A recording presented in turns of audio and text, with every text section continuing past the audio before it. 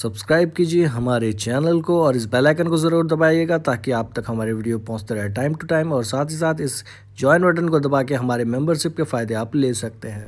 हाय दोस्तों, मेरा नाम है विश्वास और आप देख रहे हैं BNC universe channel on YouTube. आज हम बात करने वाले हैं कनाडा के वर्क परमिट के प्रोसेस के बारे में कि क्या क्या चीज़ें इन्वॉल्व रहती हैं और किस तरह से आप इस प्रोसेस का पूरा फ़ायदा ले सकते हैं इस माहौल में भी।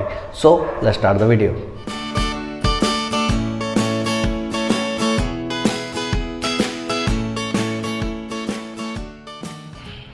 सबसे पहले मैं बता दूं कि ये जो वीडियो मैं बना रहा हूँ इसलिए बना रहा हूँ क्योंकि लोग मुझसे पूछ रहे थे सर लॉकडाउन चल रहा है, इवन कनाडा में भी काफ़ी सारे एरिया में लॉकडाउन है, तो ये जो वैकेंसी आ रही है ये किस तरह से आ रही है। तो इसके बारे में थोड़ा सा एलाबोरेट कीजिए और बताइए कि क्या प्रोसेस रहेगा वहाँ पे जॉब लेने के लिए। तो इसलिए ही आज का वीडियो हम लेके आए हैं। तो सबसे पहले तो बता दो कि जो भी जॉब फॉरेन कैंडिडेट्स को ऑफ़र की जाती है वो पहले कनाडा में एडवर्टाइज़ की जाती है तकरीबन 3 महीने तक। जब तक वो चीज़ नहीं होती तब तक वो फॉरेन कैंडिडेट्स को नहीं बुला सकते। और ये 3 महीने तक एडवर्टाइज़ करने के बाद अगर उन्हें कोई कैंडिडेट कनाडा में नहीं मिलता है जो कि कैनेडियन सिटीजन हो या फिर कैनेडियन पीआर होल्डर हो, तब जाके ये कहीं फॉरेन कैंडिडेट्स को बुलाते हैं।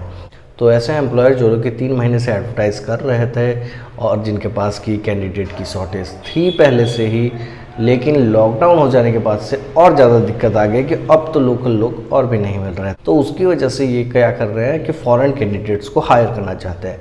लेकिन जैसे कि आप सबको पता है कि लॉकडाउन का फेज चल रहा है, जिसका मतलब ये है कि फॉरेन कैंडिडेट को वो लोग जॉब ऑफ़र दे तो सकते हैं पर वीज़ा कहाँ से मिलेगा, क्योंकि अभी जो फेज़ चल रहा है ना वीज़ा के लिए बात कर सकते हैं ना कोई आगे का प्रोसेस के लिए। तो उन्होंने क्या किया है कि अपने जो पोस्टिंग थे जो कि उन्होंने जॉब बैंक्स में डाल रखे थे पिछले 3 महीनों से, वो चीज़ फॉरेन कैंडिडेट्स के लिए भी दे दी हैं।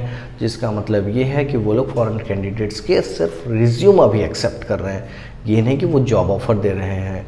सिर्फ और सिर्फ रिज्यूम अभी एक्सेप्ट कर रहे हैं और 1 महीने तक ये चीज़ की जाएगी और 1 महीने के बाद स्क्रूटनाइज किया जाएगा कि कौन कौन से ऐसे कैंडिडेट हैं जो कि बेस्ट सूटेड रहेंगे इस पोजीशन के लिए। और फिर इन कैंडिडेट के बेसिस पे LMIA के लिए अप्लाई किया जाएगा।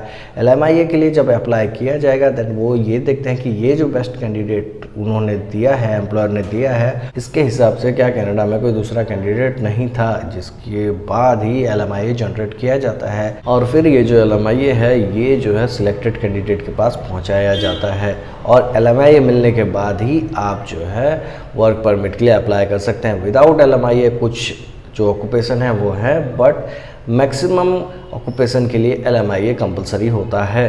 तो इसलिए आपको ये चीज़ ध्यान रखनी पड़ेगी कि विदाउट LMIA तो आप अप्लाई नहीं कर सकते, इसलिए आप जो है LMIA का वेट करना पड़ेगा। और LMIA लेने के लिए $1000 जो है वो एम्प्लॉयर को भरना पड़ता है, इसलिए वो पूरी तरह से तसल्ली कर लेते हैं 1 महीने में, जो हमने स्क्रूटनाइज का टाइम बोला था कि भाई ये बंदा हमारे साथ रहेगा, ये परफेक्ट है इस जॉब के लिए। और साथ ही साथ अगर कोई इंटरव्यू या कोई नेगोशिएशन करना होता है देन वो इस 1 महीने में कर देते हैं। देन वो लोग LMIA के लिए अप्लाई करते हैं और जैसे ही LMIA मिल जाता है देन वो उस बंदे को भेज देते हैं। और इस प्रोसेस में भी 1 और महीना लग जाता है, मतलब टोटल 2-3 महीने लग जाते हैं LMIA मिलने तक। और उसके बाद फिर आप जो है वीज़ा के लिए खड़े होंगे, मतलब तकरीबन 2 से 3 महीने के बाद आप वीज़ा के लिए खड़े होने वाले हैं। और तब तक होप कि सारे जो लॉकडाउन का फेज़ है वो ख़त्म हो गया होगा, क्योंकि किसी भी एम्प्लॉयर को अंदाज़ा नहीं है कि लॉकडाउन कब तक एक्सटेंड होगा। जैसे कि अभी ऑस्ट्रेलिया का एक न्यूज़ आया था कि 6 महीने के लिए एक्सटेंड कर दिया गया है।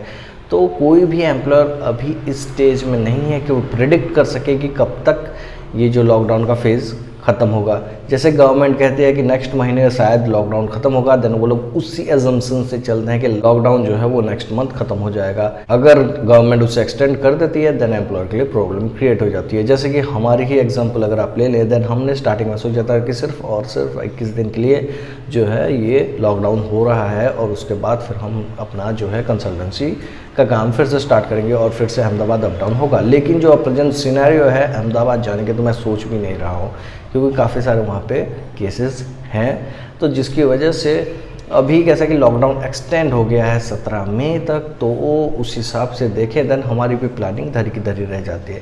तो ये जो एम्प्लॉयर एज्यूम करते हैं कि इस तारीख के अंदर हम अपना काम ख़त्म करेंगे और फिर नेक्स्ट काम स्टार्ट करेंगे, कि ये इसी बेस पे किया जाता है कि गवर्नमेंट क्या अनाउंस कर रही है लॉकडाउन को लेके, तो उस हिसाब से ये लोग अपना काम स्टार्ट करते हैं। तो हो सकता है कि ये सारी प्रिडिक्शन जो है और हम जो सोच रहे हैं कि अगस्त या सितंबर तक वैक्सीन आ जाए और फिर आगे जो है सारा प्रोसेस स्मूथ हो जाए, ये हम सब का एज्यूम्पशन है और इस हिसाब से ही एम्प्लॉयर हमें जो है वैकेंसी दे रहे हैं।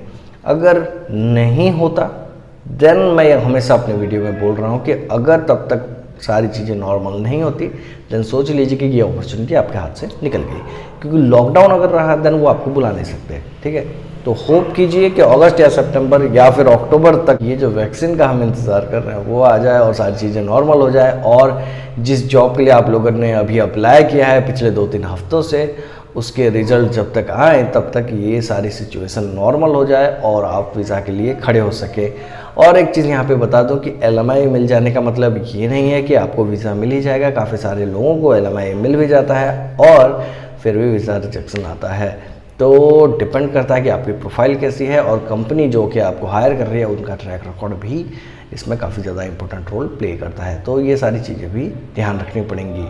यहाँ पे एक चीज़ और ऐड करना चाहूँगा मैं कि इवन लोग कहते हैं कि वर्क परमिट जैसा कुछ नहीं होता, तो मैं आपको बता देता हूँ कि वर्क परमिट जैसा होता है। इवन कुछ ऐसे कंसल्टेंट को भी मैं जानता हूँ जो कि सेटिंग कराते हैं। जैसे मेरे को काफ़ी सारे लोग कहते हैं कि भाई सेटिंग करा दो, मैं सेटिंग नहीं कराता। क्लियरली मैं बोल रहा हूँ कि मेरे से आप अगर सेटिंग की उम्मीद कर रहे हैं देन वो नहीं होगा। अगर आपके प्रोफाइल में दम है देन ही आपको जॉब मिलेगी, अदरवाइज़ आपको जॉब नहीं मिलने वाली। हाँ, कुछ ऐसे कंसल्टेंट होते हैं जो कि LMIA जो है वो एम्प्लॉयर से ख़रीद लेते हैं और अपने पसंद के बंदे को LMIA देते हैं और वो वहाँ जाता है और वर्क परमिट पे काम कर सकता है। लेकिन जो एम्प्लॉयर ने LMIA दिया था उस एम्प्लॉयर के पास नहीं, दूसरे किसी जगह, कोई भी जगह लेबर की जगह मिल जाती है तो वहाँ पे वो काम कर सकता है। तो ऐसे भी होते हैं कि LMIA भी बेचे जाते हैं, बट ये सारी चीज़ें इलीगल होती हैं। तो ऐसी धांधली में मत पड़े, ऐसे सेटिंग में मत पड़े। मेरा तो ये मानना है अपने प्रोफाइल पे काम करें, इंग्लिश इंप्रूव करें। अगर एजुकेशन में कहीं कुछ खामी है देन उसको इम्प्रूव करने की कोशिश करें। पहले तो टारगेट सेट कीजिए कि किस फील्ड में आपको जाना है, और उस फील्ड में अगर आप काम करेंगे देन कहीं ना कहीं आपका जो ड्रीम है कनाडा जाने का वो ज़रूर फुलफिल होगा।